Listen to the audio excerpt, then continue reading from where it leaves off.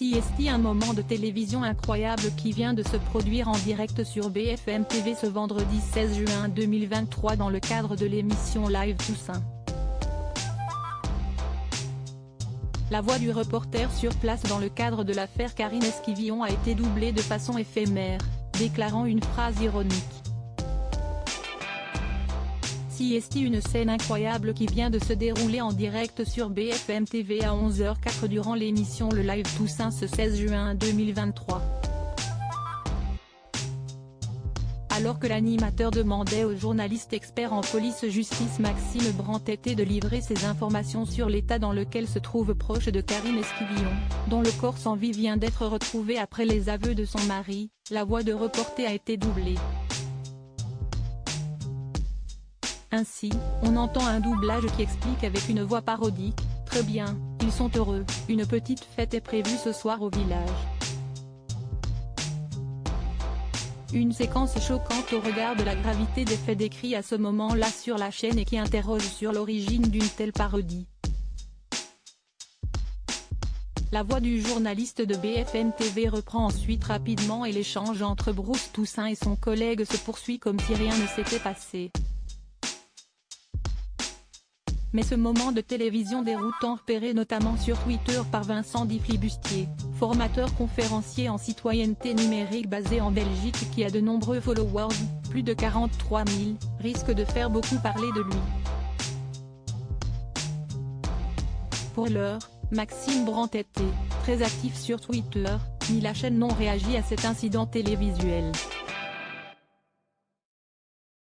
D'autant plus que l'affaire Karine Esquivillon est particulièrement suivie dans toute la France depuis le printemps. Le mari de Karine Esquivillon, une mère de famille vendéenne dont on était sans nouvelles depuis 2 mois et demi, est passé aux aveux dans la nuit de jeudi 15 à vendredi 16 juin, indiquant aux enquêteurs la localisation du corps de son épouse qui a été retrouvé peu après. Je confirme que Michel Pial a reconnu les faits et indiqué aux enquêteurs où se trouve le corps, a précisé à l'AFP la procureure de la République de La Roche-sur-Yon Emmanuel Lépicier. Monsieur Pial a fait le choix de s'expliquer, a indiqué de son côté l'avocat de l'époux, M. Antoine Horry.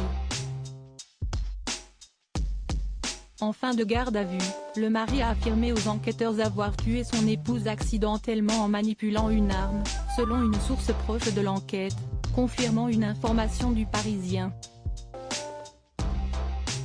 Le corps de Karine Esquivillon a été retrouvé dans un bois, à quelques kilomètres du domicile du couple, où se trouvaient encore vers 9h30 3 véhicules de gendarmerie qui bloquaient le passage, ainsi qu'un fourgon blanc de l'identification criminelle, a constaté un photographe de l'AFP. Il s'agit d'un lieu isolé, sans maison aux alentours, desservi par un chemin de terre qui passe entre des champs et des arbres, selon un autre journaliste de l'AFP. Les doutes étaient nombreux. Karine Esquivillon, 54 ans et mère de 5 enfants, avait disparu le 27 mars, sans laisser d'autres traces connues qu'un téléphone mobile découvert 2 semaines plus tard, le 9 avril, dans un fossé, près d'une aire de covoiturage, par le maire de la commune Frédéric Rager. Fin mai, son mari se disait convaincu que son épouse avait quitté volontairement leur domicile de Maché, Vendée, ce dont doutaient certains enfants et la sœur de la quinquagénaire.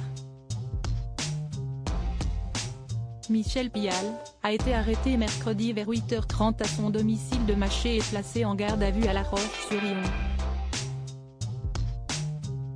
Interrogé vendredi matin par BFM TV, le précédent mari de Karine Esquivillon, Christophe Quédesior, a déclaré que par rapport aux incohérences de Michel Pial, note de la rédaction, le doute était bien là.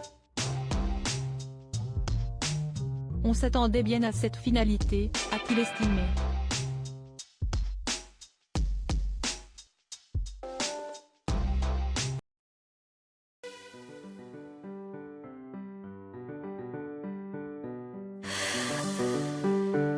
나